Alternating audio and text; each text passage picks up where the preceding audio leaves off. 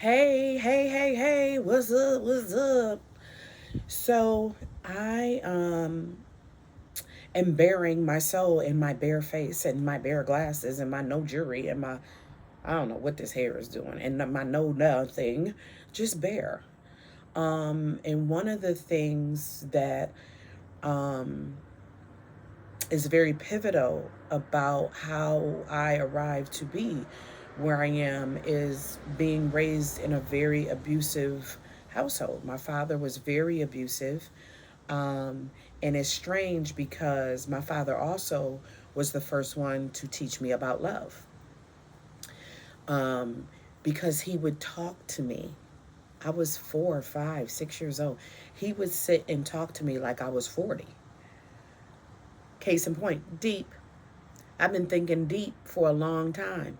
He would run things by me and I would like answer him. And I can't remember them, I just remember the visual. But because of that, because he treated me as such, I became more to him almost than my mom. Because why wouldn't he sit and talk to her? Why would he talk to me? I don't know why. I don't know why. But I know that all things, right? Let's get that. All things work together for the good.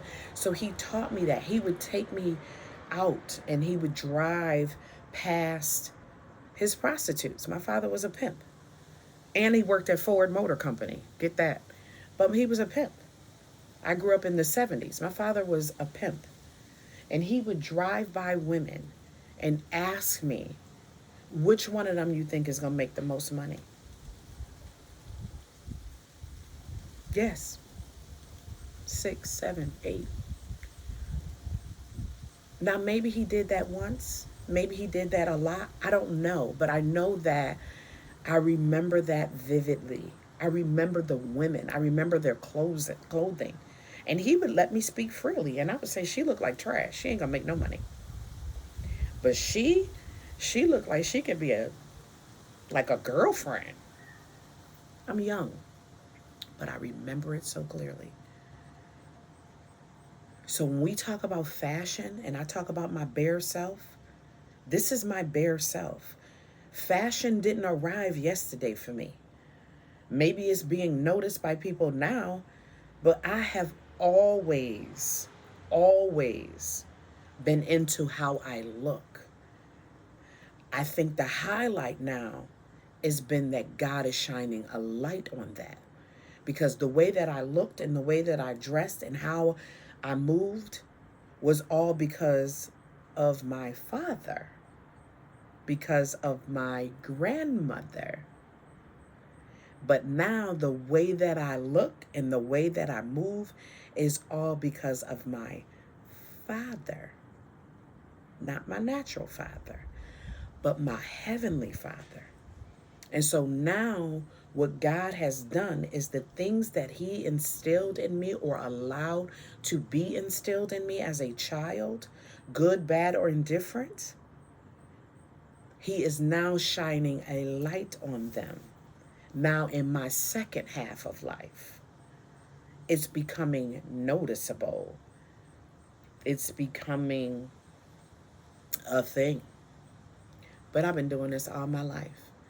And when I think about the word and what the word says, it says that God will do something suddenly.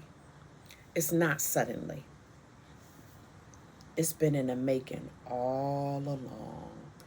And that's why the word says all things work together for the good. It's been in the making for a long time.